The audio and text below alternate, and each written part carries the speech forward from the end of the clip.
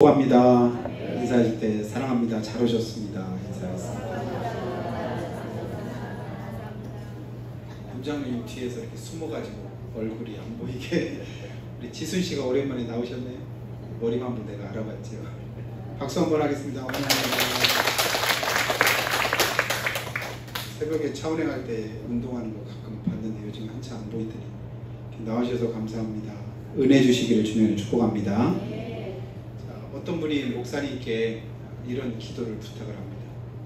목사님, 저는 큰 욕심은 없는데요, 이런 기도를 좀 해주시면 좋겠습니다 하면서 부탁하는 기도가 뭐냐면, 그냥 저희 부부 두 사람 그냥 살집 하나 있고요, 하루 세끼 굶지 않고 그냥 먹고, 그리고 자녀들이 그냥 자기 앞가림만 그냥 잘하면, 그리고 가끔씩 등산도 하고 골프도 한 번씩 치고, 또 맛있는 음식 그냥 가끔 사 먹고, 큰 병치레 없이 그냥 살다가 100살 정도 돼서 그냥 죽으면, 이것으로 저는 별 이렇게 욕심이 없을 것 같아요. 기도 좀 해주세요. 왜 웃으세요? 욕심이 별로 없다니까요. 그러니까 욕심 없다고 생각하는데 가끔 보니까 욕심이 넘칠 때가 많지요. 그죠? 우리 삶에 하나님의 은혜가 함께 하셔서 지금 내 모습이 은혜요, 감사다라고 여겨지지 않으면 그 이상 욕심이라고 생각됩니다.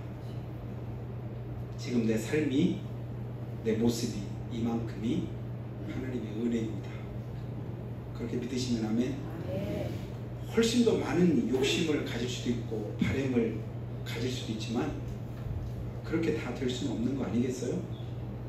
엊그제 누군가 결혼했는데 결혼식 비용이 조금 많이 들었던데요. 제가 보니까 4,500, 그 다음에 뭐 나올지 모르시죠? 결혼 한 번 하는데 4,500억 들으셨나요? 구경도 못할 천문학적인, 천문학이란 말, 옛날에 뭐 대통령이 뭐 4천억 비자금 했다 그러니까 그 돈을 이렇게 10,000원짜리로 쌓으면 육상 빌딩보다 높으니 어쩌네 별소리 우리가 다 했던 거 기억하잖아요. 근데 결혼식 비용으로 4,500억을 쓴 사람이 있더라고요. 인도 사람인데 아시아에서 최고 부자. 그러니까 그 막내 아들이 결혼하는데 세계에서 유명한 사람들 다 불러 1,200명 정도 이렇게 불러 모아서 전세기도 제공도 해주고 막 이렇게 대단하게 했는데, 우리나라에서 대표로 보니까 삼성전자 이재용 회장이 거기 참석을 한 게 뉴스에 나오더라고요. 부럽죠? 부럽던가요? 미쳐도 참 잘 미치면 좋은데 근데 사람도 참 가지가지다. 그 사람 볼 때는 별거 아니겠죠. 막내 아들 결혼한다고 좋아서 그렇게 쓴들 누가 뭐라고 하겠습니까? 그런데 진짜 하루 한 끼 간신히 먹고 생명 부지하는, 인도가 잘 사는 나라가 아니잖아요. 그 인도 사람들이 생각할 때는 너무 그게, 그 모습이 그들에겐 상처가 되지 않을까 그런 생각이 듭니다. 자, 오늘 예수님께서 어디를 가셨냐면 예루살렘 그 성문 거기서 조금 떨어진 곳에 뭐가 있냐면 근처에 베데스다라고 하는 연못인데 예수님 그곳을 가십니다. 베데스다가 무슨 뜻인가 여러분 아시죠? 은혜의 집이라, 자비의 집이라 이렇게 일컬어지기도 하고, 또 물을 이제 쏟아붓는다 그런 뜻을 가지고 있기도 합니다.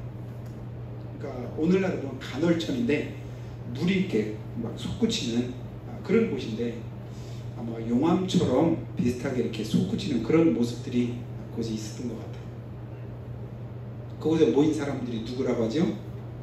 각색 병든 사람들이 그곳에 많이 모였더라. 왜냐하면 그러니까 그 베데스다라고 하는 그곳에 어떤 학자들은 그곳을 뭐라고 이름을 지냐면 아스클레피오스다. 그러니까 로마의 의술의 신 가운데 그 신의 이름이 뭐냐면 아스클레피오스라고 하는 신인데, 아마 그곳이 요양소처럼 병자들이 모여드는 그런 곳이다. 그럼 병자가 모인 곳에 유대인들이 갈까요? 안 갈까요? 유대인들은요 성전을 거의 매일같이 이렇게 드나들어야 되기 때문에 이방인들과 접촉하는 걸 부정탔다고, 또 병자들하고 함께 이렇게 접촉하거나 그러면 그것도 부정이라고 생각을 합니다.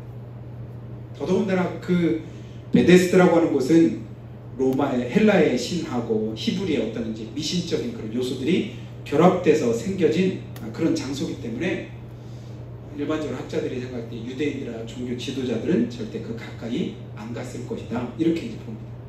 근데 그곳을 누가 가셨다고요? 예수님이 찾아가셨습니다. 거기에 많은 사람들이 있는데 특별히 예수님이 그곳에 가셔서 만난 사람이 있는데 누굴 만나시죠? 누구? 몰라. 이름도 몰라. 누군지도 몰라. 성경이 안 나오니까. 그런데 이름보다 더 유명한 거, 그 사람 별명인데 뭐냐면 38년 된 병자. 이 얘기를 여러분 많이 들으셨잖아요. 38년 동안을 병을 앓고 있다고 한번 생각을 해보시죠. 엊그제부터 제 혀가 옆에 빵꾸가 나가지고 오늘 새벽에도 말하는데 굉장히 힘들었는데 이거 말하는데 이렇게 아플까? 오늘 이제 밥을 못 먹을 정도. 왜냐면 혀를 움직여야 되는데 혀를 움직이면 옆에가 이렇게 빵꾸가 나니까 굉장히 아픈 거예요. 표시 안 내보려고 막 하는데 목사님 오늘 발음이 어찌 이상하다 이렇게 생각하실까 싶어서 미리 말씀을 드리는데, 그 작은 빵꾸 하나 났는데도 어제 이제 하루도 안 됐는데 진짜 힘들다, 어렵다. 근데 38년 동안을 병으로 꼼짝을 못하고 누워서 지냈다고 할 때 그 고통이 얼마나 컸을까, 이 생각을 우리 머릿속에 하고 한번 생각해 보시면 좋겠습니다. 그를 누가 만나주셨다고요? 예수님께서 만나셨습니다. 그리고 나서 그에게 예수님 뭐라고 물으시냐면 6절의 말씀에 네가 낫고자 하느냐. 예수님께서 그 누운 것을 보시니까 누가 봐도, 예수님 아니라도 벌써 병이 오래된 거 알겠죠. 38년을 그렇게 이제 투병을 하고 있으니 그 몰골이 어땠겠어요? 온 몸에 근육이 다 빠졌을 것 같아요. 그리고 기력도 없었을 것 같아요. 눈동자도 힘이 없지 않았을까요? 그래서 아무런 소망도 없고 희망도 없는, 초점 없는 그런 눈으로 그곳에 누워있지 않았을까. 그에게 예수님이 뭐라고 물으셔요? 네가 낫고자 하느냐. 질문도 질문같이 해야 우리가 때로는 그 말에 대답도 할 텐데, 때로는요 누가 봐도 당연한데 당연한 질문을 하면 때로는 욕하는 것 같아요. 기분 나빠. 그런 경험 안 해보셨나요? 내가 진짜 힘들고 어렵냐? 누가 아니 물어보나마나 내가 어렵다니까요. 어떤 사람은 뒤통수 한테 탁 치고 아프니? 승질이 얼마나, 아니 뒤통수 치면 아프지 당연히. 근데 왜 물어봐? 뻔히 알면서 뭘 물어? 우리 가끔 상처받을 때 그러잖아요. 뭐 물어보면 알면서 뭘 물어? 차라리 안 물어보고 그냥 가만히 있으면 오히려 덜할 텐데. 예수님께서 그 환자에게 네가 낫고자 하느냐 물으시니까 이 38년 동안 아픈 이 사람이 뭐라고 대답할까요? 여러분이랑 뭐라고 대답하죠? 네가 낫고자 하느냐? 하면 다른 말이 사실은 필요 없이 아유 말하라만 하죠. 당연하죠. 이 말 해야 되는데, 근데 이 환자는 그렇게 말 안 했어. 우리 집사님 확실히 대답을 할 줄 아는 거야. 근데 이 환자는 아마 38년 동안을 너무 힘들고 어렵게 지내오다 보니까 자기 마음에 상처가 있었던 것 같아요. 그래서 7절에 뭐라고 대답을 하냐면요, 7절 한번 파란 글씨 한번 7절 한번 다 같이 한번 읽어볼까요? 병자가 시작. 병자가 대답하되 주여 물이 움직일 때 나를 못에 넣어주는 사람이 없어 내가 가는 동안에 다른 사람이 먼저 내려가나이다. 이 베데스다라고 하는 곳에 소문이, 전설이, 내려오는 전설이 있는데 뭐예요? 천사가 가끔 내려와서 물을 이렇게 막 움직이게 하는데, 누구든지 제일 먼저 그 물에 들어가는 사람은 무슨 병에 걸렸든지 다 낫더라. 아마 이게 소문만 들린 게 아니라 직접 눈으로도 봤던 것 같아. 진짜인지는 모르겠는데, 왜냐면 지금 이 38년 된 병자가 그 아픈 몸 가지고 힘들고 어려울 때, 진짜 고난이 있을 때 우리가 찾아가야 될 곳 사실은 어딜까요? 하나님의 성전 아니겠어요? 하나님께 가야 되는데, 당시 유대인들의 율법에는 병자는 성전 안에도 못 들어가. 환자만 못 들어가는 게 아니라 병자하고 접촉만 해도 거기를 못 들어가는 거예요. 그러니 기댈 곳이 있나요? 소망할 곳이 있나요? 어디 마음 둘 곳이 있나요? 오직 그 환자들이 마음 둘 곳 하나, 어디라고요? 그냥 전설로 내려오지만, 그래, 그곳에 가면 가끔씩 천사가 내려온단다. 언제 내려올지 기약도 없는 거예요. 그런데 누구든지 첫 번째 들어가는 사람은 무슨 병에 걸렸든 다 낫는데, 그래, 한 가닥 소망을 가지고 그곳을 찾아가는 거예요. 그런데 그곳에 찾아가면 선착순으로 한 명만 낫는다고 하는데, 여러분, 이 선착순이 사람을 얼마나 절망하고 낙심하게 만드는지 아시나요? 저는 진짜 지겹도록 선착순이 얼마나 힘든가를 절감을 해봤습니다. 424명이 훈련을 받는데, 저기 보니 연병장 그 축구 볼 때 좌회속으로 선착순 한 명 열애. 그러면 424명이 뭐예요? 쭉 뛰어갔다 오면 몇 명만? 한 명만 제하고 나머지 423명은 다시 또 돌아야 돼. 그걸 계속 하는데, 하필 제가 육소대까지 있으니 우리 육소대 소대장이 제일 잘하는 게 뭐냐면, 다른 소대장들 막 때리기도 하고 욕도 많이 하고, 근데 이분은 굉장히 신사적인데, 유순하고 신사적인데 한 가지, 선착순을 너무 자주 시키는 거예요. 평상시는 그래도 우리 소대장 그래도 착하고 사람이 참 순하고 그래서 좋다 생각했는데, 나중에 입에서 막 단내가 나는 거예요. 선착순을 계속 하니까 동시에 다시 또 할 때 여러 명이 함께 뭐냐면, 에이씨, 자기도 모르게 에이씨 이 소리가, 에이씨 이 말 들었겠다. 그때부터 더 많이 돌리는, 더 멀리까지. 죽을 도사인데. 그래서 이 선착순이 얼마나 사람을 지치게 만들고 힘들게 만드는가를 제가 조금은 이해를 합니다. 한 명만 낳는다. 그러니까 소망은 가졌으되 그 소망을 이룰 수 있어요, 없어요? 이룰 가능성이 없어요. 왜냐하면 이 사람은 다른 여러 사람보다 병이 가장 중하다니까요. 몇 년 동안? 38년 동안을 누워있어요. 내가 가는 동안에, 아니 38년 된 그 환자가 가면 얼만큼 갔겠어요? 한 발짝 간신히 뛰었을까요? 가장 조금 아픈 사람이 거기 뛰어 들어갔겠죠. 어쩌면 사실 그냥 멀쩡한데 어디 살짝 긁혀가지고, 여기가 좀 긁혔네, 좀 간지럽다냐, 그때 마침 물이 동한다? 그럼 그 사람 먼저 뛰어갔겠지. 가장 멀쩡한 사람이 먼저 치료받더라. 이게 세상 원리입니다. 근데 예수님께서 아무도 거들떠보지도 않고 신경도 안 쓰고 가장 낙심과 절망을 오랫동안 했을 것 같은 38년 된 병자를 예수님이 만나시고 그에게 뭐라고 물으셨다고요? 네가 낫고자 하느냐? 여러분, 이 말에 다른 어떤 변명도 핑계도 다른 대꾸도 하지 말고 그냥 아멘만 하시기를 주님이 축복합니다. 주님이 때로는요 우리에게 그렇게 부르실 때가 있어요. 내가 힘든 거 주님 아시거든. 고난받는 거 아시거든. 어려운 것도 다 아시거든. 아시는 주님께서 나한테 뭐라고 물으셔요? 네가 낫고자 하느냐? 네가 그 문제 해결받기 원하느냐?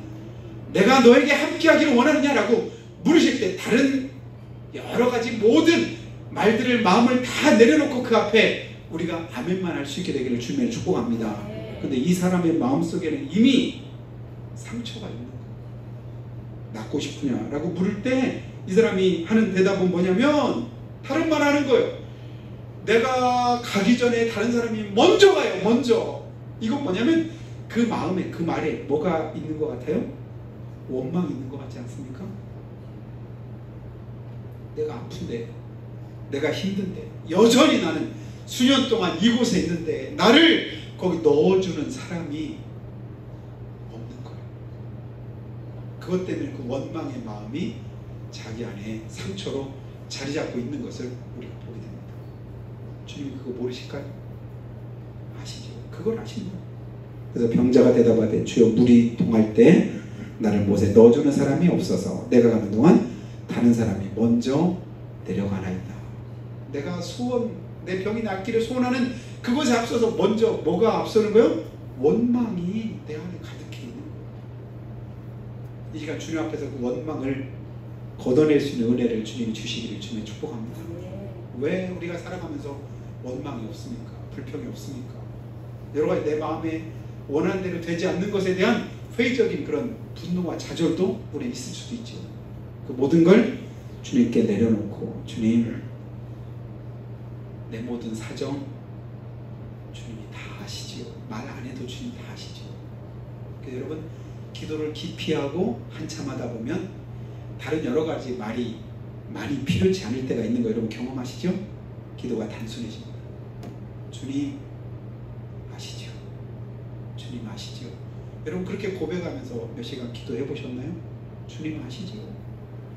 내가 진짜 답답하고 힘들고 한스러워서 이 말 하고 싶고 막 쏟아보고 싶은 그런 마음들이 있는데 그 말 하려고 할 때 내 마음 깊은 곳에서부터 뭐가 나와요? 주님 아시죠? 아시죠? 그럼 그 기도 나올 때까지 기도하시길 바래요. 내가 무슨 말 하든 주님은 그냥 기다리시면서 다 들으십니다. 원망을 하든 불평을 하든 한탄을 하든 좌절하든 낙심하는 말을 하든 그럼에도 주님은 다 들으시고 나중에 내 안에서부터 무슨 말이 주님이 하시죠 하는 믿음의 말이 나올 때까지 주님이 기다리십니다. 그 고백을 가지고 주님 앞에 나아갈 수 있게 되는 주의 이름을 축복합니다. 모든 죄악된 인간의 본질은 뭐냐면 환경을 먼저 탓합니다. 사람도 탓합니다. 신세를 한탄합니다. 이게 과정입니다. 치료받는 그곳으로 가는 그 과정이 늘 이 30발이 된 병자처럼 우리가 그렇게 고백하면서 나아갈 때가 많이 있는 것을 봅니다. 근데 그렇게 누군가를 탓하고 나면 시원할 것 같은데 사실은 그렇지 못해요. 더 답답하고 더 힘들고 더 어렵게 느껴질 때가 많이 있는 걸 봅니다.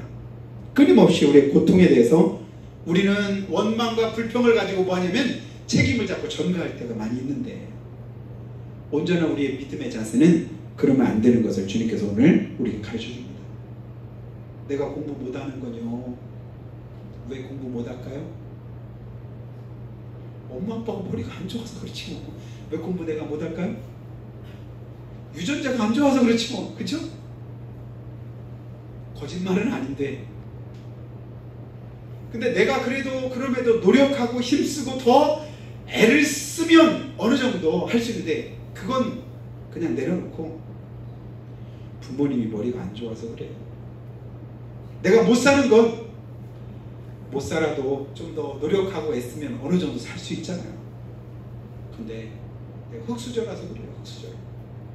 어떤 사람은 뭐 결혼 한 번인데 4,500억 쓴다는데 4,500억 고사하고 그냥 4억만 그냥 줘도 이런 고생 안 할 텐데 우리 부모님 그것도 못해요. 원망과 불평이 내 안에서 터져 나올 때가 많이 있는 걸 봅니다. 내가 이런 병에 걸린 이유 그게 뭐냐? 다른 사람이 안 도와줘서 그래. 나를 거기 안 넣어줘서 그래. 나를 살펴주지 않아서 그래. 자꾸만 계속해서 뭐냐면 나 자신에 대해서 다른 사람들 해주지 않은 것에 대한 원망과 불평만 쏟아붓습니다. 여러분 에덴 동산에서부터 죄가 시작된 거 여러분 다 아시잖아요. 우리가 세상에서 고난과 고통받는 근본적인 이유는 원인은 어디 있냐면 죄의 결과거든요. 하나님께서 따먹지 말라고 한 선악과를 먹고 난 이후에 이제 고통이 찾아오게 되는데 아담에게 하나님께서 물으셨습니다. 너 왜 내가 먹지 말라고 그거 먹었냐고 물을 때 아담이 뭐라고 대답했죠? 제가 안 먹었어야 되는데 죽을 죄졌습니다. 잘못했습니다. 이래야 정상이거든요. 근데 뭐라고요? 나는 안 먹으려고 했어요. 내가 딴 것도 아니에요. 하나님이 만들어준 여자가 나한테 줘서 그래서 먹었어요. 어쩔 수 없잖아요. 주는데 어떻게 안 먹어요? 우리가 그렇게 말할 때 있잖아요. 이렇게 상담하면서 얘기할 때도 아니 힘든데 어떻게 해요? 이런데 어떻게 해요? 이럴 수도 있고 저럴 수도 있다라고 말하는 게 아니라 이미 답을 이걸로 결론을 내놓고 말하는 사람들이 있어요. 아니 이런 걸 어떻게 합니까? 그 사람한테 무슨 말도 해주기가 어렵습니다. 제가 이런 문제가 있고 이런 어려움이 있는데 어떻게 하면 좋을까요? 이런 조언이 아니라 자기가 답을 가지고 해요. 답은 이건데 근데 자기가 내놓은 답하고 다른 답을 누군가 얘기하면 그게 상처가 돼요. 그것 때문에 시험에 또 들기도 합니다. 어떻게 그렇게 말할 수 있나? 내 사정 모르는 것도 아닐 텐데 목사님 어떻게 내 형편을 모르는 거 어떻게 그렇게 말할 수가 있을까? 자기는 그런 것도 안 겪어봐서 그렇게 말하나? 이렇게 말하는 경우도 있습니다. 아담이 그렇게 말했고 그래서 이제 하나님이 하와한테 다시 물었잖아요. 하와 너 왜 그거 따먹었니? 제가 죽을 죄를 졌습니다. 돕는 배필로 하나님이 저를 지어주셔서 남편을 잘 내조하고 그렇게 도와서 진짜 하나님이 기뻐하시는 그런 축복된 삶을 누렸어야 되는데 제가 잘못했네요. 이렇게 말했어요. 정상인데 하와도 또 뭐라겠죠? 하나님이 만드신 그 뱀이 줘가지고 뱀이 먹으라고 해서 그래서 먹었어. 저는 벌레는 먹을 마음이 없었다니까요. 누가 하라고 해서 했어요. 결국은 자기 선택을 가지고 자기 의지로 행했음에도 불구하고 책임은 누구한테 있다? 나한테 있는 게 아니라 자꾸만 다른 사람한테 다른 곳에 있는 거예요. 여러분 책임을 자꾸만 다른 곳으로 돌리면 거기는 하나님의 은혜가 임하지 않습니다. 감사가 임하지도 않습니다. 문제가 해결되는 게 아니라 문제는 더 복잡해집니다. 내 자신에게 있는 문제를 먼저 깨닫고 나를 주님 앞에 내려놓으면 그 즉시로 하나님의 은혜가 내게 임할 수 있는데 우리 자꾸만 다른 곳에 책임을 전가해요. 가인은 안 그랬나요? 내 아우 아벨이 어디 있느냐? 가인이 돌로 동생을 쳐 죽인 걸 하나님이 아시잖아요. 그래서 가인에게 하나님 회개할 기회를 주시는 거예요. 가인, 내 아우 아벨이 어디 있느냐? 뭐라고 대답했을까요? 내가 내 아우를 지키는 자입니까? 오히려 하나님 앞에 따지잖아요. 죄는요 고개를 숙이는 게 아니라 고개를 쳐듭니다. 여러분 독사는 사람을 보면 고개를 들까요? 고개를 낮출까요? 독이 없는 뱀은 고개를 낮추고 빨리 도망가거든요. 독사는 도망가다가도 고개를 확 지켜듭니다. 그 순간 그 머리가 날아가는 걸 여러분 아시나요? 하나님 앞에 고개 들지 마시기를 주님 축복합니다. 주님이 말씀하시면 주님 제가 여기 있습니다. 저는 죄인입니다. 저는 아무것도 못합니다. 연약합니다. 하나님의 은혜가 아니면 한순간도 살 수도 없습니다. 이 고백 가지고 주님 앞에 나올 수 있게 되기를 주님은 축복합니다. 그러면 그 다음은 주님이 다 아시는 거예요. 주님이 할 일 없어서 거기 오셨을까요? 유대인들이 그렇게도 예수님을 헐뜯고 예수님을 그냥 흠잡으려고 그렇게 눈을 부라리고 그냥 예수님을 바라보는데 유대인들이 오지 않는 그 병자가 있는 그곳에 예수님이 괜히 오셨을까요? 아니에요. 그 38년 된 병자의 상처와 그 고통을 주님이 아시기에 그를 찾아오신 거예요. 주님은 지금도 누굴 찾고 계실까요? 건강한 사람에게는 의원이 쓸데없다고 주님 말씀하시잖아요. 그러나 환자에게는 의원이 필요하지 않느냐. 마찬가지로 내가 의로운 사람을 찾으러 온 것이 아니라 누구 찾으러 왔대요? 죄인을 부르러 왔노라. 가장 연약한, 가장 부족한, 가장 모자란, 가장 하나님 앞에 큰 죄를 지었다고 고백할 수밖에 없는 나를 주님께서 친히 찾아오시는 것을 여러분 만나시기를 주님의 축복합니다. 내가 그렇게 고백하면 주님이 나를 찾아오시는, 나를 만나주시는 거예요. 그리고 내게 말씀하시는 거예요. 오늘 38년 된 병자가 했던 그 말을 다시 한번 보면요. 물이 움직일 때, 이 말은 해석을 하면 인생의 기회가 왔을 때 나를 못에 넣어줄 사람이 없어서 나는 돈도 없고 백도 없고 잘난 부모님도 또 배우지도 못했고 머리도 나쁘고 말주변도 없고 못할 것만 계속 얘기하죠. 출애굽기 4장에서 모세가 하나님의 부름 받았을 때 계속 못할 것만 고백하던 그 모습과 같습니다. 내가 가는 동안에, 이 말은 뭐냐면 나는 최선을 다했는데, 내가 할 것 내가 안 한 게 아니라 했는데 다른 사람이 먼저 내려갑니다. 이 말은 무슨 말이에요? 나 항상 다른 사람보다 뒤처지는 인생이요 실패자입니다. 이런 고백입니다. 그 고백을 가지고 결국 자기 마음에 상처가 있고 아픔이 있고 어려움이 있으면서 나 넣어줄 사람이 아무도 없어요. 그러니까 나는 아무 잘못도 없는데 내가 뭘 잘못했다고, 내가 무슨 죄가 있다고. 우리가 어려움도 그때 주님 앞에 그런 고백하잖아요. 그래서 그 마음, 그 고백 가지고 주님께 말씀할 때 우리 주님은 뭐라고 그에게 말씀하냐면, 네가 찾는 희생양, 우리가 희생양이라는 말을 가끔 하잖아요. 희생양, 그게 뭐예요? 나를 대신해서 대가를 치러줄 누군가, 그 희생양. 우리 예수님은요 친히 우리의 희생양이 되주기 위해서 이 땅에 오신 것을 믿으시기를 주님의 축복합니다. 예수님께서 가실 때 침례 요한이 침례를 주다가 예수님을 보고 나서 뭐라겠죠? 보라, 세상 죄를 지고 가는 하나님의 어린 양입니다. 지금 이 38년 된 병자가 고백한 그대로 나를 넣어줄 사람도 없고 나를 도와줄 사람도 없고 나와 함께 할 사람도 없고 나를 지켜줄 사람도 없는 이 모든 그냥 책임의 전가를 누구한테 하고 싶은데, 그때 예수님은 그 책임 전가 나한테,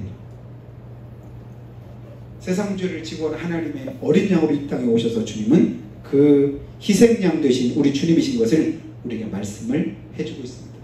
우리가 아는 대로 이사야서 53장 5절 이하의 말씀에 뭐라고요? 그는 실로 우리가 받아야 될 고통을 대신 받으시고 우리가 겪어야 될 슬픔을 대신 당하셨도다. 그러나 우리는 그가 징벌을 받아서 하나님께 맞으며 고난을 받는다 하였도다. 예수님이 채찍에 맞으시고 징벌을 받는데 그것은 무엇 때문에 그렇게 하셨대요? 내 대신 때문에, 내 죄 때문에, 내 허물 때문에. 근데 우리 착각하는 거예요. 예수님이 죄를 지어서 잘못해서 그런 것처럼 착각하는데 그게 아니라는 말씀이죠. 그러나 그가 찔린 것은 우리의 허물 때문이며 그가 상처를 받은 것은 우리의 약함 때문이라고 말씀합니다. 그리고 주님은 말씀하죠. 그가 징계를 받음으로 우리가 평화를 누리고 채찍에 맞음으로 우리는 나음을 입었도다. 우린 양 같아서 그릇 행하여 각기 제 길로 갔거늘 여호와께서 우리 무리의 죄악을 그에게 담당시키셨도다. 우리 모두의 죄악을, 내가 하고 싶은, 퍼붓고 싶은, 전가하고 싶은 그 모든 것들을 하나님은 누구에게요? 예수님께 대신 그렇게 하도록 우리에게 은혜를 베푸신 것을 믿으시기를 주님의 축복합니다. 내가 어떤 모습으로 살아왔든 38년 동안 아니라 50년 넘게 평생 동안을 이 환자처럼 살아왔다 할지라도 이 시간 우리 주님을 만나면 그 주님께서 우리에게 다시 한번 물으실 겁니다. 네가 낫고자 하느냐. 육신의 질병뿐만 아니라 내 마음 속에 있는 상처, 또 죄악된 그 모든 것들을 다 모아서 주님께서 우리에게 묻고 계십니다. 네가 낫고자 하느냐. 이 물음에 우리는 뭐라고 대답할까요? 이 30번 병자처럼 대답할 수도 있지만 그 모든 것들을 다 뛰어넘어서 이제 우리가 믿음의 성숙함을 가지고 주님 앞에, 예, 주님 내가 낫기를 원합니다. 내가 주님 닮기를 원합니다. 주님 말씀대로 순종하기 원합니다. 주님 뜻대로 행하기 원합니다. 주님께서 말씀하신 그 말씀 붙들고 한 주간도 승리하기 원합니다. 이 고백 가지고 주님 앞에 설 수 있게 되기를 주님으로 축복합니다. 주님은 계속해서 우리에게 말씀하셔요. 내가 낫고자 하느냐. 그리고 나서 그에게 말씀하시잖아요. 그 모든 원망과 책임 전가에도 불구하고 주님 뭐라고 하세요? 일어나 자리를 들고 걸어가라. 일어나서 네 자리를 들고 걸어가라. 38년 된 병자가 걸을 수 있을까요? 의학적으로 불가능합니다. 석 달 열흘 동안만 누워있다가 걸으려고 다리가 후들거려서 걷지 못하죠. 왜냐면 근육이 다 빠지니까. 근데 주님이 역사하시니까 나면서부터 안진뱅이 된 사람도 일어나서 걷잖아요. 이 환자도 주님께서 일어나서 걷게 하셨습니다. 그리고 나서 오늘 여러분 본문에는 읽지 않았지만 14절 말씀 한번 보시면요. 그 후에 예수께서 성전에서 그 사람을 만나셨는데 뭐라고 말씀하냐면 보라 네가 나았으니 더 심한 것이 생기지 않게 다시는 죄를 범하지 말라. 사실은 그가 가지고 있던 죄악들이 무슨 죄인지는 모르지만 주님은 다 아셨습니다. 드러내진 않으셨지만 그 죄로 말미암아 그가 그런 질병을 앓게 된 것을 주님께서 말씀하면서 더 심한 것이 생기지 않도록 뭐하래요? 죄를 짓지 말라고 말씀합니다.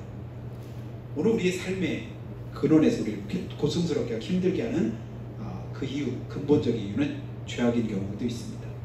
그 모든 죄를 담당하시는 주님 앞에 저희가 엎드리고 그 은혜를 다시 한번 기억하고 주님이 약속하신 말씀 부여잡고 한 주간도 승리할 수 있는 여러분 다 될 수 있기를 주의 이름으로 축복합니다. 기도할 때 하나님 이 시간 우리에게도 주님께서 말씀해 주시기 원합니다. 일어나라 내 자리를 들고 걸어가라. 이제 그만 원망에서 일어나라. 모든 과거에서도 일어나라. 모든 상처에서 일어나라. 모든 죄에서도 일어나라. 네 어둠의 자리를 들고 당당하게 걸어가라. 네가 그 상처와 어둠의 세월을 대신해서 십자가에서 내가 죽겠노라고 주님 말씀합니다. 그리고 일어나랍니다. 예수님의 치료하심은 육신의 질병만 치료하는 것이 아닙니다. 우리 마음도 인격도 또 영적인 부분도 함께 치료하시는 주님이신 것을 봅니다.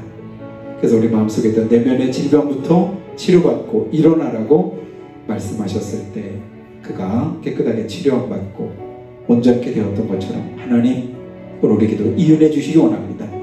이 믿음 가지고 주님 앞에 엎드려 싸우니 긍휼히 여겨주시라고 한 목소리로 고백합니다. 하나님 아버지 은혜와 사랑을 덧입고 주님 앞에 엎드립니다. 이제까지도 주님 말씀 따라